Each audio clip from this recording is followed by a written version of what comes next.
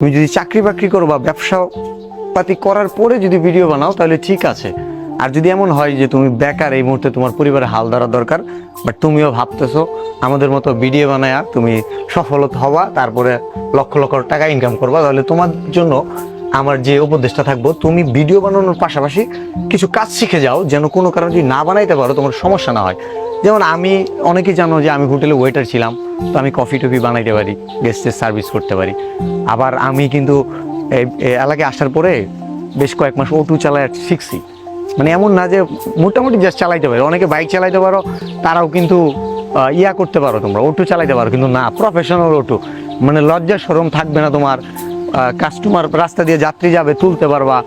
ভাড়া মারছো কিনা জানি না, আমার ক্যামেরাম্যান এখন বলবো কি, আমরা 2015 সালে 30 টাকা দিয়ে একটা ব্যান্ড ভাড়া করছিলাম সারাদিনের জন্য। ওই ব্যান্ডটা এদিকে আসো, ওই ব্যান্ডটা আমরা এই 10 মণ ধান ভাঙার পরে কি করছিলাম জানো, আর 50 টাকা ভাড়া মারছিলাম। আমি যেই স্কুলে, প্রাইমারি স্কুলে পড়তাম, ওই প্রাইমারি স্কুলে ম্যাডামকেও নিয়ে গেছি।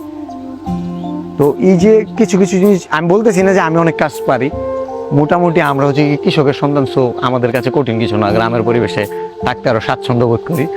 অনলাইনে তো সাকসেস আসছেই, মানুষ চিনে, এইটাই সাকসেস, কিন্তু এইটা দিয়ে কিন্তু পেটে ভাত যাবে না, টাকার দরকার আছে। সো যারা ইনকাম করছো, তো যারা রাখো নাই তারা তো ভুল করছো, তোমাদের জন্য শিক্ষা যে সময় একরকম থাকে না। হ্যাঁ, আর সময় থাকতে সময়ের কাজ করতে হয়। আমি অনলাইনের এই বিষয়গুলো কেন করতেছি, রাইট নাও অনলাইনের কিছু প্ল্যাটফর্ম আছে, হয়তো নাম মেনশন করলে ওইটা প্ল্যাটফর্মে আপলোড করলে প্রবলেম হইতে পারে। এমন কিছু প্ল্যাটফর্ম আছে যেগুলোতে ইনকাম দেয়ই না, আবার এমন কিছু প্ল্যাটফর্ম আছে যেগুলোতে ইনকাম দিত, বাট তারা দেখতেছে সেম। যেমন আমি ভিডিও ছাড়ি, একটা প্ল্যাটফর্ম আমাকে 1 টাকাও দেয় না, আবার আরেকটা প্ল্যাটফর্ম থেকে অনেক টাকা দেয়। সো তারা কি জানে না যে কোথা থেকে টাকা দিতেছে, কোথা থেকে দিতেছে না?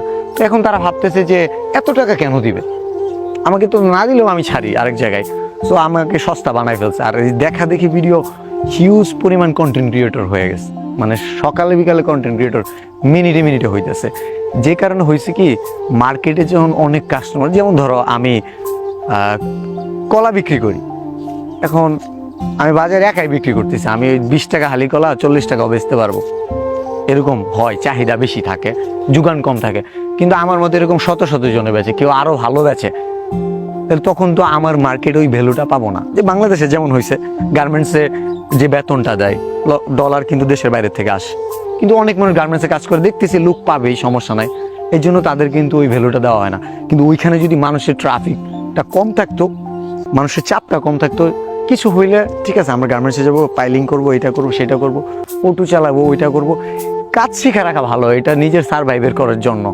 কিন্তু এই যে অনলাইনে সফল হয়ে যে তুমি অর্থনৈতিক সচ্ছলতা আনতে পারো এমন না। অনলাইনে আমাদের একটা বাজে অভ্যাসকে আমরা শো আপ করতে করতে ব্যস্ত। এই ব্যস্ততার মধ্যে আমি একটা জিনিস বুঝে গেছি যে শো আপ যে কত ক্ষতিকর। অনেকেই তো শিখাই গেছে, অনলাইনে দেখবা হিউজ একসময় বিশাল ফেমাস ছিল, বাট এই শো আপ করতে করতে তারা এখন সারভাইভ করা অনেক চ্যালেঞ্জ হয়ে গেছে, হয়তো তাদেরকে তুমি স্ক্রিনেও পাবা না। তো সময় পরিবর্তন হয়, এবং আমি মনে করি যে তোমার ইনকাম সোর্স, তুমি জাস্ট একটা ডিপেন্ডেন্ট হয়েও না। আর আরেকটা জিনিস হচ্ছে, দেখা দেখি যারা ভিডিও বানাও, স্পেশালি আমি বলি আমার মতো ভিডিও যারা বানাও, তাদের জন্য উপদেশ থাকবে যে তুমি আমাকে কপি করো না, এটা তোমার জন্য ক্ষতি, আমার জন্য লাভ। কারণ যে ভিডিওটা দেখতেছে ভিউয়ারটা, সে দেখতেছে তোমাকে কেন জানো, যে এই ভিডিওটা থ্রস অফ বিলাল বানাইছে, আচ্ছা এরটা কেমন হয়েছে, এই কারণে তোমাকে কিছুদিন দেখতেছে।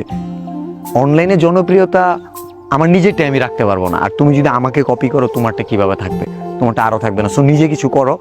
আর আরেকটা জিনিস হচ্ছে, ক্রিয়েটিভ কিছু করো, যে তুমি যদি ফানি ভিডিও বানাও, কারো কপি না, মারাত্মক লেভেলের ফান হবে।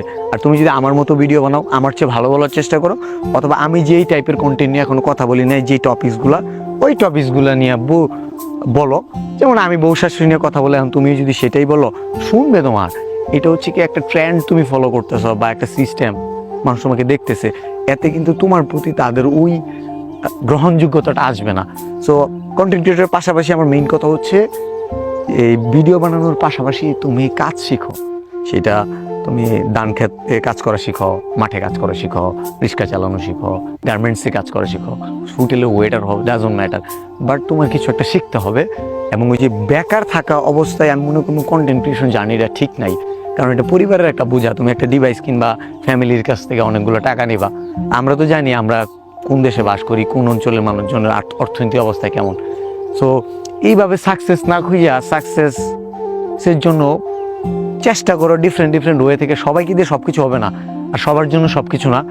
যারা ভিডিও দেখো তাদের উদ্দেশ্যে আমার কিছু বলার নাই, কিন্তু যারা ভিডিও বানাও তাদের উদ্দেশ্যে শেষ একটাই কথা, তুমি শুধু ভিডিও বানায় সফল হবা এরকম চিন্তাধারা থেকে নিজেকে দূরে রাখো। এটা একটা চান্স নাও, লাইক তুমি তোমার কাজটারে ভালোবাসো, তোমার একটা স্কিল ডেভেলপ করো। ধন্যবাদ।